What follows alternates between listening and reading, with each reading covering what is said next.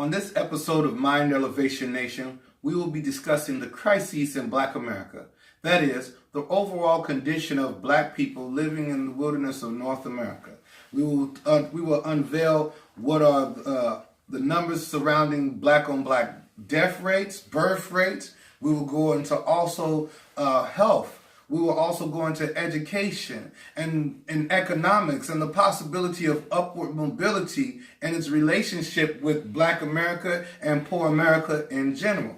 When we look at the overall condition of Black people in America, we find that the condition has been pretty much stagnant in the same low-level position in society since the days of post-slavery.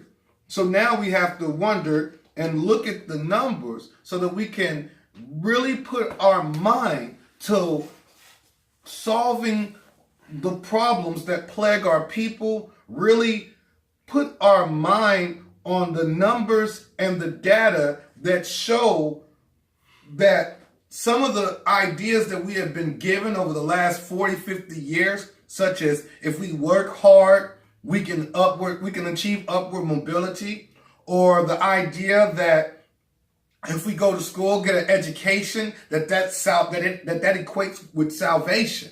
And I've always had problems with that because the reality that we see is that you got many Black people being educated. You even have Black millionaires, and out of 400 billionaires, you have 2 Black billionaires. Yes, totally.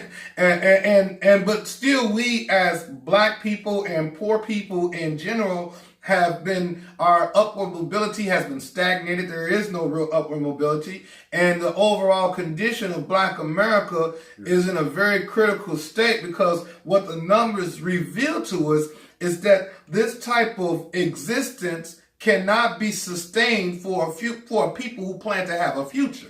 Now, if we don't plan on Black people being here 100, 200, 300 years from now, we can keep going on this downward spiral of bad health, of misguided education, and a lot of other social and dynamics that plague our people. We can continue down that line, but I don't think that's in the heart of no Black man, woman, and child, no sane and empathetic human being that sees young Black men indiscriminately killing each other across the television news every other night. I mean, we have a situation in Chicago. That's a crisis. You got joblessness, you got high levels of impoverishment, you got misguided education, and in the process you have the lack of family stability. You have a lot of single-parent households. So all of these factors weigh in when we talk about Black-on-Black violence, when we talk about the lack of upward mobility of Black people, when we even talking about mind elevation, because as I learned in real estate class, if you don't have a certain amount of resources to sustain yourself on a comfortable level with or without a job for a certain amount of time, your brain and your mind is actually in an instinctive crisis mode anyway. Yes. You're already instinctively stressed and panicked. This is why we have so many stressors, because often our income generation does not equate to how many bills and debt that we do have. Yeah. And so we're always trying to work ourselves out of a hole. We're always trying to do something to better our people, but at the same time, or to do something to better ourselves at the same time, we see that we're actually going nowhere, kind of like the case of a dog chasing its own tail. Exactly. So there are 2 points that you touched upon: youth-on-youth violence and inherited generational poverty. Right. And the interplay of those 2 dynamics. Yeah, the interplay has a lot to do with it. Generational poverty creates conditions where an individual is more aggressive. It creates conditions where violence is more prone to break out. They've actually done studies where if you're impoverished, if you lack purchase power, or you lack the means to pay your bills, you're going to be more aggressive than a person that has the economic resources whereby which they can pay their bills. Yes, plus a limited bandwidth. In the BBC study recently, talked about how impoverished people's intelligence is bottlenecked. Yeah, because the 28-day bill cycle that you talked about. You don't have the leisure to think. Race. You don't have the leisure to think. You really don't even have the leisure to study or get a knowledge yourself. You don't have the leisure, often, at least it apparently seems, you don't have the leisure to elevate your mind. Also, let's highlight the fact that we have not received reparations out of all the indigenous people on the planet that have suffered under the yoke of colonialism. We have not received reparations. Even the UN is taking that seriously now. Well, I don't think we need to. We can expect it in a meaningful way. I'm not. Don't look for it. White America has never. Let's say this: rich, wealthy, powerful white America, not the average white America, but rich, wealthy, powerful white America has always been reluctant on handing anything to the little man in society, whether he's black, white, or purple or green. It doesn't matter.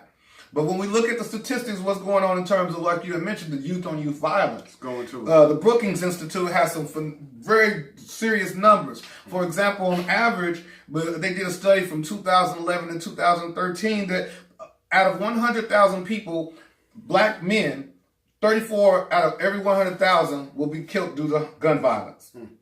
Whereas with white men, approximately only 16 per 100,000 will die due to gun violence. But the numbers is even more startling when we look at the statistics for young black men between the ages of 20 and 29 years old.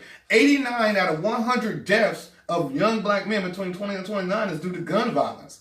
Black women, about 8 out of 100,000. White men, is only 20 deaths out of every 100,000. That means that the young black male death rate is over 4 times more than the death rate of white young men. And then if we look at the other side as to the cause of the homicide, was it self-inflicted or was it inflicted by another person? Those statistics are even more startling.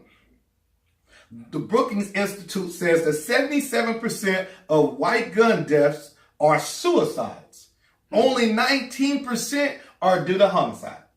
So only 77% of that small number of young white men, which is still an alarming number, and that needs to be addressed as well, only 77% of that is due to suicide, which is why I wrote that book, How to Stop Depression and Start Living. Yes. Only 19% is due to homicide.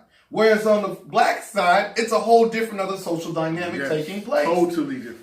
14% of deaths by black people, gun deaths by black people, is due to suicide. Okay. And one more. And the 82% is due to, 83% of our deaths is due to homicide by gun violence. And that's what I was about to hit upon, the gun violence.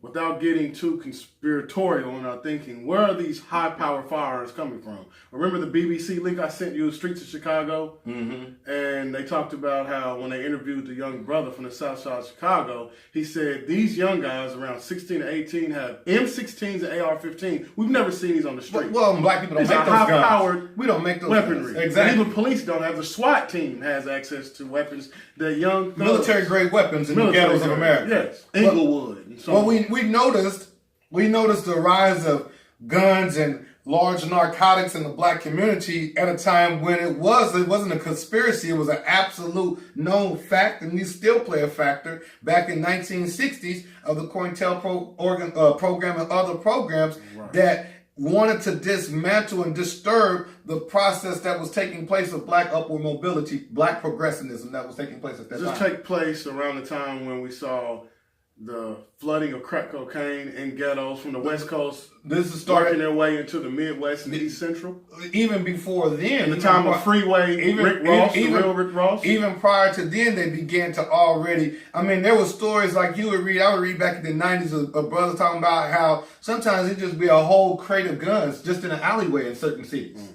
Or other times it'd be armed salesmen middlemen and working deals out with rich ghetto ballers or whatever to supply these guns. And so the guns have always came into the black community from other races because black community don't make no guns. There is no black-owned gun manufacturer in the United States of America. That's not, so you won't find that. So these guns is in our community by various means, but just because we have the guns, that don't mean we have to turn them on each other. Exactly. You know what I'm saying? We have to have some type of responsibility for our own acts.